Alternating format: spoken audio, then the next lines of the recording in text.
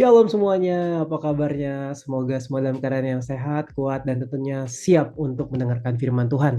Nah, adik-adik teman-teman semua dimanapun kalian berada, sebelum kita mulai membaca dan merenungkan firman Tuhan, seperti luar biasanya, yuk kita bersatu di dalam doa. Mari kita bersatu di dalam doa. Bapa dalam surga, terima kasih ya Tuhan buat pagi hari yang indah ini. Kami percaya Engkau ada bersama kami dimanapun kami berada, kapanpun kami mendengarkan atau menonton tayangan ini. Kami percaya Roh Kudus-Mu bekerja atas setiap kami, sehingga firman yang kami dengar dapat kami mengerti, pahami, dan dapat kami lakukan dalam kehidupan kami sehari-hari. Berkati hamba-Mu yang berbicara Tuhan, urapi, sucikan, kuduskan, layakkan hamba-Mu, biar setiap perkataan yang keluar dari mulut bibir hamba-Mu ini semuanya berasal daripada-Mu saja ya Tuhan. Dijauhkan daripada kesombongan, tinggi hati, dan motivasi lainnya yang gak kudus di hadapan-Mu. Terima kasih Tuhan Yesus, kami serahkan sepanjang waktu ke depan ke dalam tangan-Mu. Dalam nama Tuhan Yesus Kristus Allah yang hidup, haleluya, amin. Nah teman-teman, hari ini Kak Joshua pengen mulai dengan sebuah pertanyaan nih. Siapa yang di sini suka main gadget? Boleh angkat tangannya. Tentunya Kak Joshua percaya pasti nggak perlu disuruh pun teman-teman langsung ngangguk-ngangguk. Teman-teman mungkin dari langsung, saya kak ngangkat tangan gitu ya. Karena setiap kita yang hidup di dunia ini kayaknya mustahil gitu ya untuk gak hidup tanpa gadget. Sulit rasanya untuk hidup tanpa gadget. Everyone needs gadget gitu. Setiap orang tuh minimal perlu satu handphone canggih dalam hidupnya. Nah teman-teman, kenapa Kak Joshua mulai dengan pertanyaan ini? Karena hari ini kita akan bahas satu tema yang Kak Joshua berjudul Fully Charge, Fully Work. Oke teman-teman semuanya. Nah, ini dia fully charge, fully work. Nah teman-teman, jadi kalau kita bayangkan ya hidup kita tuh sama juga kayak handphone gitu atau gadget kita. Sekalipun kita bisa bergerak atau kita bekerja dengan baik, tapi ada kalanya kita tuh juga kehabisan energi ya teman-teman. Makanya kita perlu di-charge ulang, kita perlu diisi ulang. Gimana caranya kita diisi ulang ya? Dengan cara kita beribadah pada hari Minggu ini. Sekalipun teman-teman mungkin lagi ibadah online ini, mungkin ada yang sambil tidur-tiduran atau mungkin juga sambil santai-santai sama keluarga, that's okay teman-teman.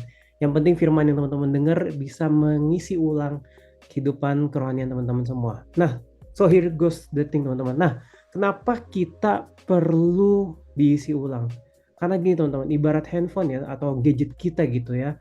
Uh, yang membuat sebuah handphone atau sebuah gadget bisa bergerak atau bekerja dengan baik adalah baterai dari gadget tersebut. Karena baterai adalah sumber energi gadget. Jika baterai tidak diisi penuh, maka gadget tidak dapat berfungsi dengan baik, teman-teman. Jadi selain gadget itu harus fully charge, dia juga harus fully work, teman-teman. Kalau baterainya tidak diisi penuh, maka gadgetnya nggak bisa bergerak atau tidak bisa berguna dengan sangat baik atau sebagaimana mestinya. Begitupun dengan kehidupan kerohanian kita, teman-teman. Seringkali kita berpikir bahwa, aduh, kok aku kurang dekat sama Tuhan ya, kok aku rasanya capek, aku burn out dengan pelayanan ya.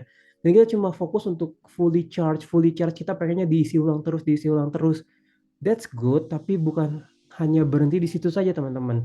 Kita nggak cukup hanya fully charge, yaitu dengan misalnya rajin ibadah, kita rajin memuji Tuhan, kita dengar lagu rohani, dengar khotbah diulang-ulang segala macam. That's good, kita diisi ulang dengan hal-hal yang baik itu bagus teman-teman. Tapi nggak hanya di situ. Sebagai orang percaya kita nggak cukup hanya fully charge, tapi kita perlu fully work, yang artinya kita sebagai orang percaya mesti berfungsi sebagaimana mestinya kita sebagai orang-orang yang dipilih oleh Tuhan, yaitu menjadi berkat bagi sesama kita, mendatangkan damai sejahtera bagi orang-orang sekitar kita, memberitakan Injil kepada sesama. Karena gini teman-teman, ketika Kak Joshua membaca dan merenungkan firman Tuhan, Kak Joshua menemukan ada sebuah kisah yang menarik di Alkitab. Ada loh kisah di Alkitab tentang orang-orang yang sebenarnya mereka tuh udah fully charged dengan Tuhan. Bahkan mereka udah berjumpa sama Tuhan, mereka lihat sendiri di depan mata mereka Tuhan Yesus melakukan mujizat, mengajar dengan begitu luar biasa. Namun ternyata mereka hanya diisi penuh gitu dengan hal-hal yang menarik, hal-hal yang indah tentang Tuhan, tapi mereka nggak ada perubahan dalam hidupnya. Jadi mereka hanya fully charged, tapi nggak fully work. Teman-teman bisa buka di Markus 2 ayat 1-12. Kak Joshua nggak akan buka ayatnya di sini, teman-teman boleh buka di rumah masing-masing sambil kita ikuti firman Tuhan hari ini sambil teman-teman buka ya ayatnya. Nah teman-teman, Kak Joshua akan ceritakan secara singkat ada apa sih di Markus 2 ayat 1-12 ini. Sedikit konteks, pada waktu itu Tuhan Yesus sedang berada di sebuah kota yang bernama Kapernaum. Wah, ya ini kira-kira gambaran kotanya nih ya, yang konon digali oleh para arkeolog dipastikan kayaknya ini kota Kapernaum gitu, kemungkinan ini adalah kota Kapernaum. Ada apa sih di kota Kapernaum? Nah, kota Kapernaum itu adalah kota kecil dengan jumlah penduduk 1.500 jiwa. Tapi ini menariknya teman-teman, dia terletak di posisi yang sangat strategis. Dia ada di pinggir laut, tapi juga nggak jauh dari daratan gitu teman-teman, dari pusat kota. Sehingga para pedagang pada masa itu, para orang-orang hebat, orang-orang pintar, orang-orang yang berkuasa pasti melewati kota Kapernaum ini. Karena lokasinya strategis teman-teman. Jalur perdagangan yang bagus itu ada di kota ini. Sehingga sekalipun hanya ada 1.500 jiwa, tapi orang yang datang ke kota itu bisa banyak dan dari latar belakang budaya, ras, suku, agama yang berbeda-beda teman-teman. Sehingga kalau kita perhatikan dengan kondisi kota yang begitu baik, begitu strategis, gak heran Tuhan menjadikan kota ini sebagai pusat pelayanannya. Karena strategis teman-teman, Tuhan Yesus gak perlu capek-capek pindah ke desa-desa kecil gitu ya. Dia cukup standby di sini, punya base camp di sini, nanti orang-orang akan panggil teman-temannya, saudara-saudaranya yang lain untuk berkumpul di kota ini. Jadi ini adalah pusat pelayanan Tuhan Yesus pada masanya teman-teman. Di sini Tuhan Yesus melakukan mujizat banyak banget teman-teman. Dan di Alkitab dicatat bahwa di kota Kapernaum lah Tuhan Yesus paling banyak melakukan mujizat dan mengajar. Tapi ini menarik teman-teman. Kalau kita baca Kapernaum juga kota yang waktu itu Tuhan kutuk dalam tanda kutip teman-teman ya, Tuhan marah gitu karena nggak banyak yang bertobat. Sekalipun banyak mujizat, sekalipun banyak pengajaran-pengajaran yang bagus dari Tuhan sendiri, tapi ternyata nggak banyak pertobatan teman-teman. Nah, salah satu kejadian yang menarik adalah di Markus 2 ayat 1 sampai 12 ini. Waktu itu Tuhan Yesus sedang standby seperti biasanya gitu ya teman-teman, dia bikin sebuah KKR lah kalau kita bayangkan zaman sekarang itu sebuah kebaktian kebangunan rohani gitu, kebaktian yang besar gitu teman-teman. Dan banyak orang berkumpul di rumah salah satu penduduk di kota tersebut. Sampai firman Tuhan katakan pintunya tuh tertutup gitu sama orang, bukan karena pintunya yang ketutup teman-teman, tapi orang memenuhi ruangan itu, memenuhi rumah itu sampai pintunya itu ketutup dengan jiwa-jiwa yang rindu melihat Tuhan Yesus melakukan mujizat, Tuhan Yesus mengajar firman Tuhan gitu teman-teman. Singkat kata Tuhan Yesus waktu itu viral di kota Kapernaum. Semua orang datang berbondong-bondong ingin berjumpa dengan Tuhan Yesus. Nah teman-teman, di antara gerombolan orang yang begitu banyak, tiba-tiba di tengah Tuhan Yesus sedang berkhotbah, sedang mengajar, terjadi suatu kekacauan dan tanda kutip ya, kekacauan kecil gitu, ada gerasak-gerusuk dikit karena ada 4 orang yang menggotong temannya untuk dibawa di hadapan Tuhan Yesus karena temannya ini mengalami kelumpuhan. Nah, gimana ceritanya? Yuk teman-teman kita tonton sama-sama video berikut ini. Pada suatu hari ketika Yesus mengajar, ada beberapa orang Farisi dan ahli Taurat duduk mendengarkannya. Mereka datang dari semua desa di Galilea dan Yudea dan dari Yerusalem. Kuasa Tuhan menyertai dia, sehingga ia dapat menyembuhkan orang sakit. Lalu datanglah beberapa orang mengusung seorang lumpuh di atas tempat tidur. Mereka berusaha membawa dia masuk dan meletakkannya di hadapan Yesus. Karena mereka tidak dapat membawanya masuk berhubung dengan banyaknya orang di situ. Naiklah mereka ke atap rumah, lalu membongkar atap itu dan menurunkan orang itu dengan tempat tidurnya ke tengah-tengah orang banyak tepat di depan Yesus. Ketika Yesus melihat iman mereka, berkatalah ia, "Hai saudara, dosamu sudah diampuni."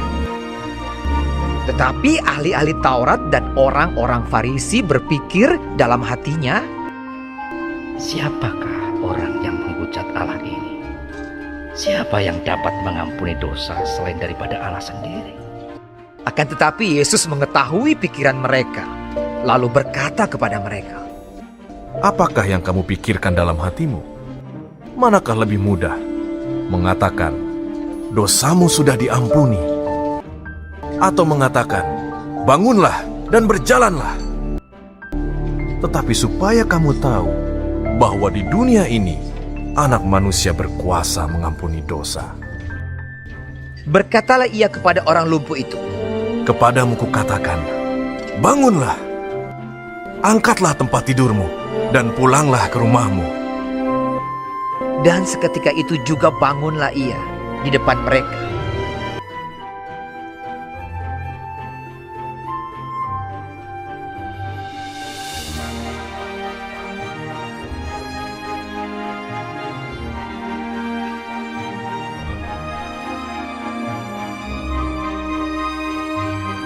Lalu mengangkat tempat tidurnya dan pulang ke rumahnya sambil memuliakan Allah. Semua orang itu takjub, lalu memuliakan Allah, dan mereka sangat takut. Katanya, Hari ini kami telah menyaksikan hal-hal yang sangat mengherankan. Oke, gimana adik-adik teman-teman semua setelah nonton video ini? Sepertinya kita mendapat gambaran yang lebih jelas ya tentang kisah bagaimana orang lumpuh ini disembuhkan. Nah teman-teman kalau kita perhatikan dalam kisah ini, dalam narasi Tuhan menyembuhkan orang lumpuh ini, sebenarnya kita bisa menemukan 3 tipe orang yang dicatat oleh Alkitab. Tiga-tiganya fully charged, tapi hasilnya berbeda. Fully charged kembali lagi Kak Joshua artikan orang-orang yang mengalami pengalaman bersama Tuhan, melihat mujizat Tuhan, mendapat pengajaran Tuhan, tapi ternyata outputnya bisa beda teman-teman. Nah yang pertama ada golongan followers. Kak Joshua kasih istilah mereka ini followers gitu, mereka fans-fansnya Tuhan Yesus. Di Markus 2 ayat 2 ya, teman-teman bisa buka sendiri di rumah ayatnya. Nah followers ini adalah orang-orang yang berkerumun di depan rumah tempat Tuhan Yesus mengajar tadi teman-teman. Mereka adalah orang-orang yang penasaran, ingin melihat dan mendengar Tuhan Yesus mengajar, ingin nonton mujizat-mujizat yang Tuhan Yesus lakukan. Kalau zaman sekarang nih mereka ini followers Instagramnya Tuhan Yesus gitu ya. Kalau Tuhan Yesus punya Instagram gitu. Mereka ini followers setianya, mereka rajin komen, rajin nge-like postingan Tuhan Yesus, di repost kemana-mana gitu ya teman-teman ya. Dan mereka ini adalah fans gitu teman-teman. Mereka tuh mencintai Tuhan Yesus, tapi ya begitu mereka cuma menggemari saja, hanya sekedar menggemari Tuhan Yesus. Dan seringkali golongan followers ini salah paham dan gak nangkep isi hati Tuhan. Jadi sekalipun mereka fully charged, mereka dipenuhi dengan berbagai pengajaran, pengalaman rohani sama Tuhan, tapi sesungguhnya mereka gak menangkap isi hati Tuhan. Mengapa Kak Joshua bisa bilang kayak gini? Karena ini logika sederhana teman-teman. Di tengah kerumunan itu mereka gak mungkin gak melihat gerombolan, atau bukan gerombolan, 4 orang ini yang membawa temannya yang lumpuh. Logika sederhana dan common sense-nya gitu teman-teman ya. Naluri sederhananya manusia sekalipun dia bukan orang percaya harusnya nolongin gitu kan, nolongin, oh ini ada orang mau disembuhkan, ayo buka jalan, tapi enggak teman-teman, mereka stay di mana mereka berada. Mereka seolah-olah fokus mendengarkan firman Tuhan, seolah-olah mereka fokus kepada Tuhan, namun hatinya tidak menangkap isi hati Tuhan. Wow, ketika Kak Joshua renungkan firman Tuhan ini, Kak Joshua jadi takut sendiri teman-teman, karena jangan-jangan kita ini selama ini kita pikir kita disciples, nanti akan kita bahas juga di poin terakhir, tapi jangan-jangan kita ternyata followers selama ini. Kita bilangnya kita cinta Tuhan, kita fokus sama Tuhan, tapi sebenarnya kita nggak nangkep isi hati Tuhan. Nah apa sih isi hati Tuhan teman-teman? Cuma satu, cinta teman-teman, kasih kepada Tuhan dan kasih kepada sesama. Dan mari hari ini sambil kita renungkan juga, apakah saya golongan followers ini? Jangan-jangan saya adalah golongan followers ini teman-teman. Kita seringkali gila-gilaan buat Tuhan dalam tanda kutip, rajin pelayanan, rajin saat teduh or whatsoever gitu, disiplin rohani, tapi sebenarnya kita nggak nangkep isi hati Tuhan. Karena kalau mereka benar-benar fully charged dan fully work, harusnya mereka langsung tahu nih orang butuh Tuhan, kita buka jalan, kita tolong dia ketemu sama Tuhan. Tapi enggak, mereka enggak nangkep isi hati Tuhan. Dan itu yang membuat mereka terus merasa kurang pengalaman sama Tuhan, kurang mendapat pengajaran Tuhan. Mereka pengennya dicas terus, tapi enggak ada outputnya teman-teman. Mereka enggak memberikan sesuatu bagi sesama. Mereka enggak melakukan firman Tuhan yang sesungguhnya. Mereka egois, enggak mau berbagi kebaikan Tuhan, enggak mau menceritakan kebaikan Tuhan yang sudah mereka terima dalam kehidupan mereka kepada orang-orang yang belum mengenal Tuhan, yang belum mengalami pengalaman atau perjumpaan dengan Tuhan. So be aware about this. Jangan-jangan kita semua adalah followers Tuhan Yesus semata. Yang kedua teman-teman yang lebih ngeri ya menurut Kak Joshua, followers masih mending. Mereka cinta Tuhan, mereka ngikut Tuhan bilang A, B gitu ya. Maksudnya manut aja gitu. Tapi ada golongan kedua teman-teman. Ini adalah golongan observers. Kak Joshua kasih mereka istilah observers atau para penilai gitu ya. Mereka pemantau gitu. Watchers gitu ya. Mereka melihat gerak-gerik Yesus gitu ya. Di Markus 2 ayat 6 ini mereka adalah golongan-golongan ahli Taurat dan orang-orang Farisi. Nah, siapakah mereka? Mereka itu adalah kelompok atau sekte garis keras agama Yahudi pada masa itu yang berharap bahwa ketika mereka bisa menjaga tradisi agama, aturan-aturan yang mereka buat sendiri gitu ya, bukan aturan Tuhan sebenarnya, aturan Tuhan tapi mereka kembangin, mereka bikin lebih strict, lebih kaku gitu teman-teman, dan mereka berharap oh nanti kalau aku jaga kekudusan hidup, kalau aku melakukan hidupku sesuai dengan firman Tuhan sepenuhnya gitu ya, berdasarkan penafsiran mereka sendiri, oh nanti Mesias akan datang dan menjemputku, menolongku gitu teman-teman. Mereka adalah golongan yang garis keras nih sama agama gitu ya, kelompok agamis gitu. Nah, ahli Taurat ini mereka terdidik, mereka belajar hukum-hukum Allah, tapi sekali lagi mereka juga hanya orang yang fully charged tapi nggak fully work. Kalau zaman sekarang tuh mereka ahli-ahli kitab teman-teman ya, mereka juga orang yang gila-gilaan sama Tuhan, tapi sekali lagi mereka hanya orang-orang yang fully charged tapi nggak fully work. Dan sekali lagi nggak nangkep isi hati Tuhan. Nah teman-teman, yang menarik adalah mereka tuh cuma ngegibah dalam hati teman-teman. Mereka tuh ngegrundeng doang dalam hati. Apa yang ngegrundeng itu, mereka tuh cuma bergumam dalam hati. Ini apa yang Yesus lakukan ini bukan dari Tuhan gitu ya teman-teman. Mereka padahal cuma ngegrundeng dalam hati gitu, ngomel-ngomel, ngedumel dalam hati. Tapi Tuhan dengar apa yang terlintas di pikiran mereka. Nah, tahukah teman-teman bahwa pernyataan si ahli Taurat ini yang sekalipun hanya dari dalam hatinya aja gitu, dia ngedumel gitu, sebenarnya adalah bentuk penolakan mereka kepada Tuhan Yesus sendiri. Mereka nggak percaya bahwa Tuhan Yesus adalah satu-satunya Tuhan dan Juru Selamat. Artinya mereka menolak keilahian Tuhan Yesus, ketuhanan Tuhan Yesus. Mereka nggak nganggap Tuhan Yesus sebagai Tuhan. Hanya sebatas nabi, atau orang baik, atau orang bijak yang layak diikuti, tapi bukan Juru Selamat mereka. So ini adalah orang tipe kedua. Mereka fully charged, tapi sekali lagi mereka nggak fully work. Dan yang terakhir teman-teman, kalau kita perhatikan, Kak Joshua sebut mereka golongan disciples. Mereka betul-betul murid Kristus. Sekalipun mereka nggak dicatat di Alkitab sebagai murid Yesus, tapi Kak Joshua yakin dan percaya apa yang mereka lakukan adalah tindakan yang nyata bahwa mereka terbukti sebagai murid-murid Kristus. Di Markus 2:3 yaitu keempat teman orang lumpuh tersebut teman-teman. Mereka adalah orang-orang yang tidak hanya fully charged, tapi mereka adalah orang-orang yang fully work. Mereka diisi penuh dengan kebenaran firman Tuhan dan mereka juga melakukan firman Tuhan. Karena mereka mau menolong temannya yang lumpuh untuk bisa berjumpa dengan Tuhan. Kak Joshua yakin bukan kesembuhan niat utama mereka teman-teman, tapi perjumpaan temannya ini yang lumpuh dengan Tuhan yang menjadi tujuan utama mereka. Kesembuhan itu bonus. Kesembuhan itu hanyalah second reason kalau Kak Joshua yakin. Karena yang mereka rindukan tentu adalah perjumpaan pribadi temannya sama Tuhan.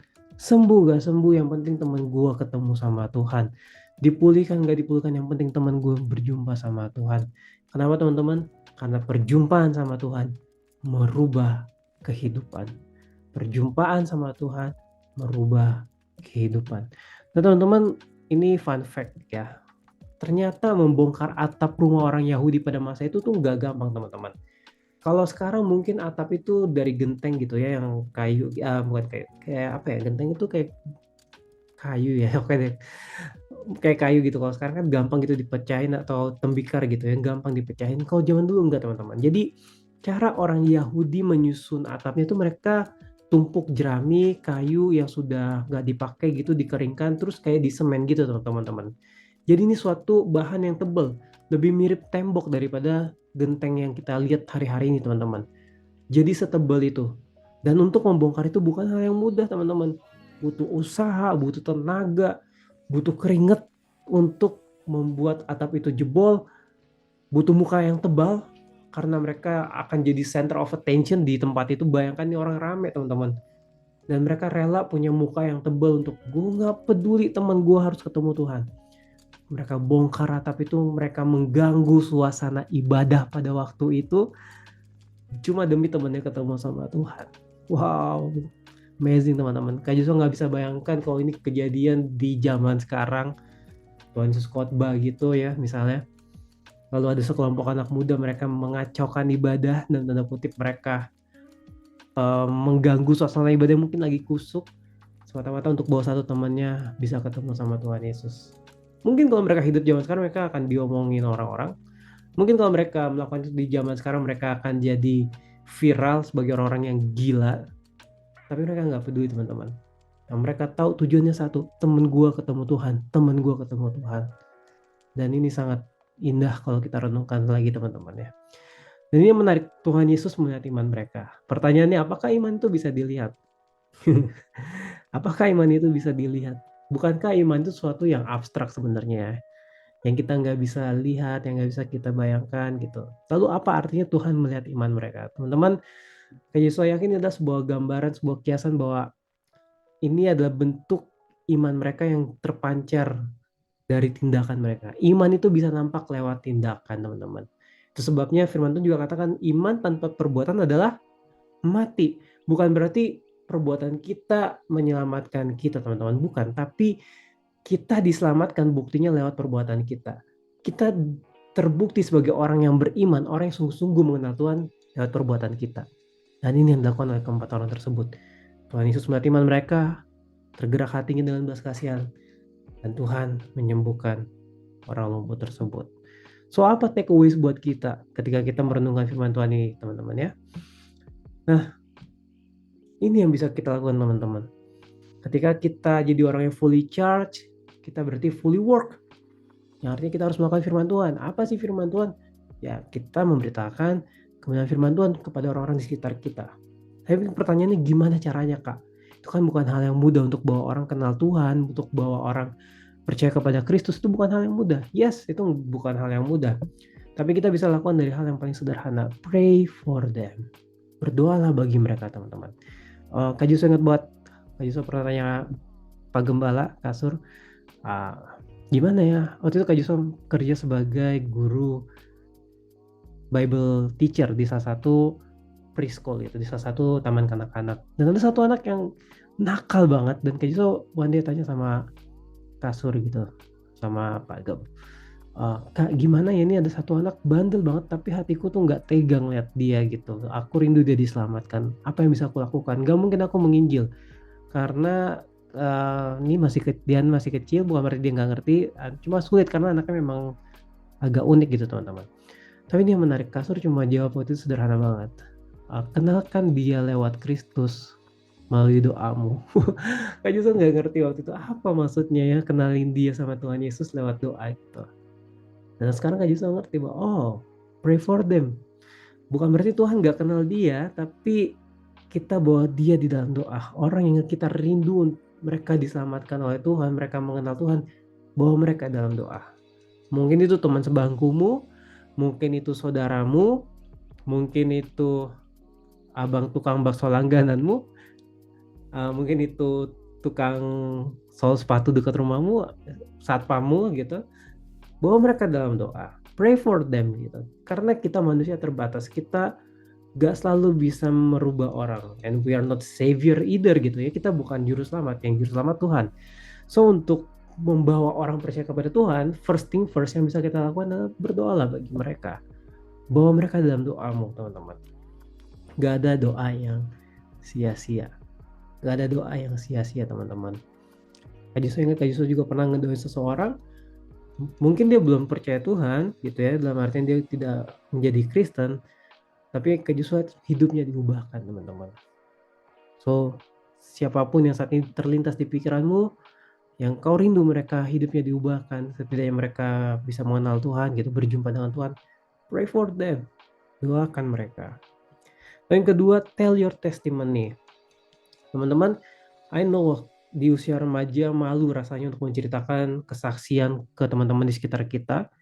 Bukan hal yang mudah, kita mungkin takut dijudge so rohani, kita takut dijudge sebagai orang yang mengkristenisasi, dan kita mungkin takut dijauhi orang. But the point is teman-teman, tell your testimony doesn't always mean you Christianize somebody gitu. Kita memberikan kesaksian bukan berarti kita mengkristenkan seseorang. We are just telling story gitu. Kita cuma menceritakan sebuah kisah kehidupan yang kita alami bersama Tuhan. So, mungkin lebih tepatnya tell your story aja gitu ya. Kita ceritakan kisah kita bersama Tuhan ke teman kita sebisa mungkin. Gak harus langsung ekstrim itu tiba-tiba ngajak dia ngomong berdua. Bro, gue pengen ngomong sama lu misalnya gitu ya. Gue tuh diubahkan oleh Tuhan. No, it doesn't work teman-teman. I've tried gitu. Kak Yusuf sudah mencobanya. Tapi lewat pembicaraan-pembicaraan ringan, pembicaraan santai, kita nggak ngomong jorok aja di depan mereka gitu ya. Kita nggak mengeluarkan perkataan-perkataan yang negatif, cukup membuat mereka tahu kok kita percaya Tuhan.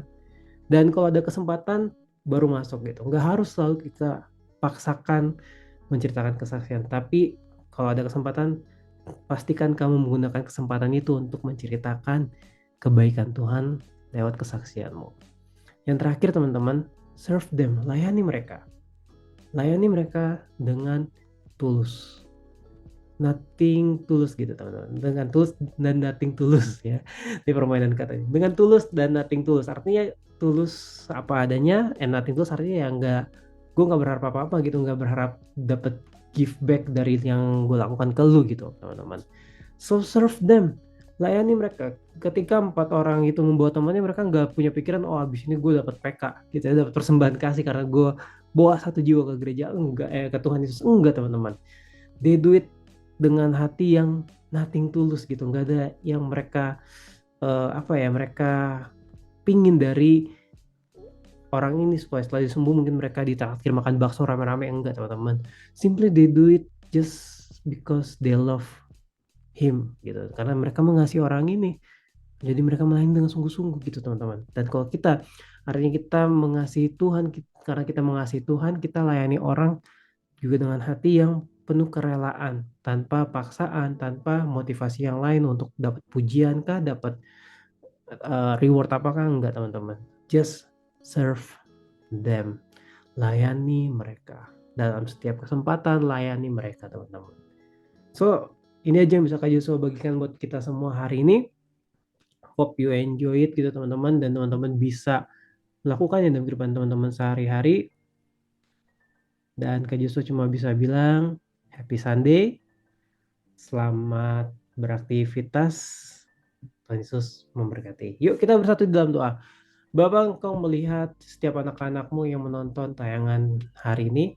Aku nggak tahu Tuhan apa pergumulan mereka, apa yang mereka rindukan, siapa yang sedang mereka doakan supaya bisa mengenal-Mu. Tapi aku percaya Tuhan bahwa firman yang disampaikan nggak keluar sia-sia, dan itu sedang bekerja di hati setiap teman-teman yang mendengarkan dan menonton tayangan ini. Tuhan, kiranya Engkau terus mengingatkan kami akan kebenaran firman-Mu, sehingga apapun yang kami lakukan, kami menjadi berkat bagi sesama. Kami membawa kehadiran-Mu di tengah dunia, sehingga banyak orang yang percaya kepadamu Tuhan. Terima kasih Tuhan Yesus buat kebaikan-Mu. Kiranya kasih, damai sejahtera, anugerah, cinta kasih dari Tuhan Yesus Kristus menyertai kehidupan teman-teman semua yang hadir pada pagi, siang, sore, kapanpun mereka menonton tayangan ini. Biar segala berkat yang terbaik, hikmat, dan anugerah yang berasal daripada Tuhan Yesus Kristus menyertai kehidupan teman-teman semua. Dalam nama Tuhan Yesus Kristus, Allah yang hidup, haleluya. Amin. Terima kasih teman-teman. Tuhan Yesus memberkati. God bless you.